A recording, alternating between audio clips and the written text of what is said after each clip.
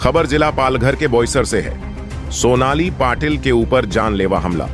आपको बता दें कि बोईसर की रहने वाली सोनाली पाटिल के ऊपर जानलेवा हमला हुआ। सोनाली को शिंदे हॉस्पिटल में भर्ती कराया गया है, जहां उनका इलाज चल रहा है। सोनाली पाटिल की हालत नाजुक बनी हुई है। सोनाली पाटिल के भाई को वीडियो द्वारा मालूम पड़ा है कि पड़ोस के सोसाइटी में रहने वाले लोगों द्वारा मारपीट करने का हाथ बताया गया है। जिन लोगों ने सोनाली पाटिल पर जानलेवा हमला किया, उन लोगों के नाम इस प्रकार है। तेजल प्रशांत पाटिल, उम्र 39 वर्ष। प्रकाश गोविंद पाटिल, उम्र 65 वर्ष। प्रतिभा प्रकाश पाटिल, उम्र 59 वर्ष। पालघर से तेजेंद्र सिंह की रिपोर्ट। आपले सोनाली पाटील डॉक्टरांना काय झालंय व्यवस्थित?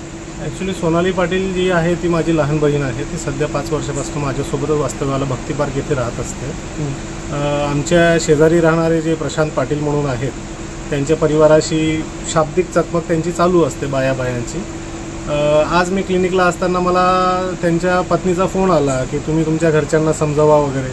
मी बोललो ताई ठीक आहे, आम्ही घरी जाऊन बोलूयात। मी क्लिनिकला असताना तर माझी आई आणि बहीण हे मंदिराच्या देवदर्शनासाठी परत येताना त्यांच्यावरती त्यांच्या प्रशांत पाटील यांच्या परिवाराने हल्ला केलेला आहे। बहिणीला डोक्याला दुखापत झालेली आहे, नाकाचा हाडाचं फ्रॅक्चर झालेलं आहे। सध्या तिला शिंदे हॉस्पिटलला आम्ही ॲडमिट केलेलं आहे आणि ह्या गोष्टीचा त्रास आम्हाला वारंवार नेहमी होत असतो सोसायटीमध्ये। साहेब हे कशामुळे म्हणजे नेहमीचे कशामुळे होत आहे असं? मे बी कारण असू शकतं की मी बाहेर गावचा आहे, असं काही लोकांचं थिंकिंग आहे की बाबा तुम्ही बाहेरचे आहात, ह्या सोसायटीमध्ये तुम्ही राहतायत तर मग आमच्या हिशोबाने राहा। आता आपण सोसायटीमध्ये वास्तव्यास राहतोय, बाकीच्या सोसायटीमध्ये कोणाशी आमचं काही प्रॉब्लेम नाही आहे। तर एक फॅमिलीला वारंवार आमचा त्रास होत असतो आणि आज मी क्लिनिकला असताना माझ्या आईवरती आणि बहिणीवरती त्यांनी हल्ला केलेला आहे।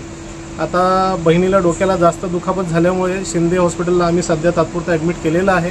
गरज पडल्यास आम्ही तिला पुढच्या मोठ्या हॉस्पिटलला हलवू। आता बहिणीची तब्येत कशी आहे साहेब? आता तर तिला आकडी आल्यामुळे ICUमध्ये ठेवलेलं आहे। आता पुढचं डिसिजन आम्ही उद्या घेऊयात। आता पोलीस आले होते बोईसर पोलीस स्टेशनचे, हो। त्यांनी काय सांगितलं, त्यांनी काय जबाब घेतला? त्यांचा आता जबाब घेण्याची कारवाई चालू आहे।